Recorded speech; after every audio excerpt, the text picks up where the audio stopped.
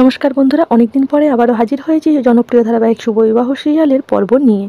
অনেকদিন সিরিয়ালের আপডেট দেওয়া হয়নি, তাই তোমরা হয়তো জানো না যে সুধাময়ী অনেক দিন আগে থেকেই কিডন্যাপ হয়ে গেছে। আর তাকে কিডন্যাপ করেছে আর কেউ নয়, তার প্রাক্তন স্বামী সার্থক চ্যাটার্জি। এখন সে জেল থেকে ছাড়া পেয়ে সুধাময়ীর পিছনে লেগেছে। সুধাময়ীর জীবনটাকে নষ্ট করে দেওয়াটাই তার একমাত্র উদ্দেশ্য। তার জন্যই সে তাকে নিয়ে যায় তাদের পুরনো বাগান বাড়িতে, এবং সেটাই মনে হয়েছে তার কাছে যে একটা উপযুক্ত ভালো জায়গা।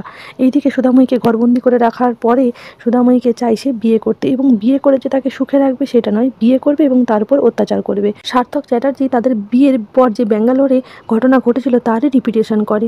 প্রথমে তাকে বলে যে ফুদাময়ী একটু চা করে নিয়ে আসো। ফুদাময়ী যখনই চা বা কফি কিছু একটা করে নিয়ে আসে তখনই তাতে চিনি হয় না ইত্যাদি আরও অজুহাত দিয়ে সেই গরম কফির কাপটাকে দেয় ফুদাময়ীর গায়ে ছুঁড়ে। এইভাবেই অত্যাচার করবে সে সেটা বলেই দেয়। তারপরে ফুদাময়ীকে বলে বিয়ের পরে যেমন তার আঁচল দিয়ে তার জুতোকে পরিষ্কার করে দিত, সেই রকমভাবেও এখনও সার্থকের জুতোকে সুধাময়ীর আঁচল দিয়ে পরিষ্কার করতে। এইবার সুধাময়ী সেই সব করে এবং সেখান থেকে সার্থক চ্যাটার্জিকে ফাঁকি দিয়ে বেরিয়ে চলে আসে ঘর থেকে। বাইরে এসে যখন কেয়ারটেকারকে বলে যে আপনি তো একজন মেয়ে, অনেকদিন এই বসুমল্লিক বাড়ির নুন খেয়েছেন, আজকে আমাকে সাহায্য করুন, তখন সেও নিরুপায় হয়ে জানিয়ে দেয় যে সে সাহায্য করতে পারবে না, কারণ তার স্বামী এবং তার ছেলে দুজনেই আছে সার্থক চ্যাটার্জির নজরদারিতে, যে কোনো সময় তাদেরও ক্ষতি করে দিতে পারে। কেয়ারটেকার দিদি এই কথা ভেবে তাকে আর সাহায্য করলো না। সুধাময়ী আবারও পড়ে যায় সেই সার্থক চ্যাটার্জির হাতে। সুধাময়ী খুব ভালো করেই বুঝতে পারে এই রকমভাবে এখান থেকে বেরোনা তার পক্ষে সম্ভব নয়, তাই কাঁটা দিয়েই কাঁটা তুলতে হবে।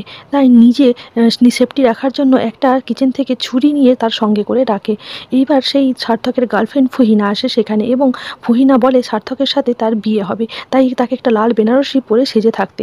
এইবার যখন তুহিনাকে বলে যে তুমি তো তাহলে কোনোদিনই সার্থক চ্যাটার্জিকে আর পেলে না, এমন গার্লফ্রেন্ড তুমি যে এত বছর বিয়ে হওয়ার প্রতিশ্রুতি দিয়েও কোনোদিন তোমাকে বিয়ে করতেই পারলো না, আর দেখো বিয়ের এতগুলো বছর পরে আজও সার্থক চ্যাটার্জি আমাকে ভালোবেসে আমাকে পাওয়ার জন্য অস্থির করছে। তুহিনাকে ইমোশনালি ব্ল্যাকমেল করে সেই গায়ে হলুদটা মাখিয়ে নেয় নিজেই তুহিনা। সে বলে দেখবে সার্থক চ্যাটার্জি আমাকেই ভালোবাসে, তোমার সাথে বিয়েই হবে না। এইবার সেখান থেকে গজ গজ করতে করতে চলে যায় ফুহিনা।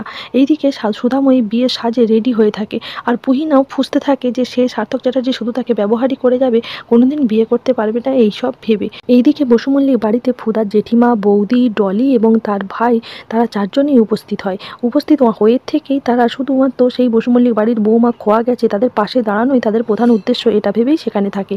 কিন্তু ব্যাপারটা হয়ে যায় ঠিকই উল্টো। ডলি এবং তার স্বামী দুজনে মিলে সেখানে ভালো উদ্দেশ্য থাকলেও বৌদি আর মা থাকে শুধু যোগ্য ভালো করে খাওয়া আর গেলার উদ্দেশ্যে। আর সেই রকমভাবে হতে থাকে সকাল সন্ধেবেলা এমনই খেতে শুরু করে যে আর বাকি লোকেরা খেতে পাবে কি পাবে না সেটারই ঠিক থাকে না। এইদিকে এই সব কথা মনে মনে তোষনা ফুঁসে রাখলেও বলতে থাকে তরিতা, এবং সে এক কথাতেই এমন বলে দেয় বৌদি আর জেঠিমা একবারে তিরিমিরি করে লাফিয়ে ওঠে, তোমরা কুটুমবাড়ির লোকেদেরকে এরকম করে অপমান করছো, আমরা কি খেতে পাই না? নেহাত সুধাটা ঘরে নেই, সুধার জন্য চিন্তায় আমরা এখান থেকে যেতে পারছি না।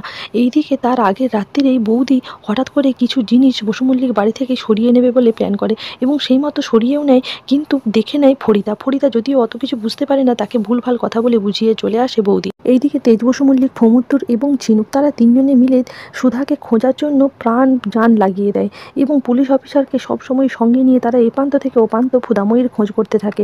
কখনো বা ছবি দেখিয়ে, কখনো বা ফুদাময়ী কেমন গরম সেরকম বলে, কাউকে সন্দেহজনক দেখেছে কিনা এইসব বলে। ওইদিকে ফোনটে উঠে স্পাইয়ের কাজ করতে থাকে, এবং সে স্পাইয়ের কাজ করতে করতে হঠাৎই একদিন লক্ষ্য করে যে একজন মেকআপ আর্টিস্টের কোনো একটি জায়গা থেকে বেরোচ্ছে সেই ফুহিনা, এবং এরকম একটা ওয়াচ পাড়া গায়ে ফুহিনাকে বেরোতে থেকেই ধাওয়া করে সেখানে ফোনটে। সন্দেহ জোরালো হয় যখন তারা জানতে পারে যে এই রাস্তাটা যে মিশেছে বসুমল্লিকদের পুরনো বাগান বাড়ির দিকে। তারপরেই তারা বুঝতে পারে ওই সব জায়গায় সার্থক থাকলেও থাকতে পারে, তাই তাদের বসুমল্লিক ঠিক করে যে তারা সেখানেই যাবে যেখানে তাদের বাগান বাড়িতে ফুদাময়ী কিছুদিন আগে গিয়েছিল, আর সেখান থেকেই সন্ধান করবে ফুদাময়ীর।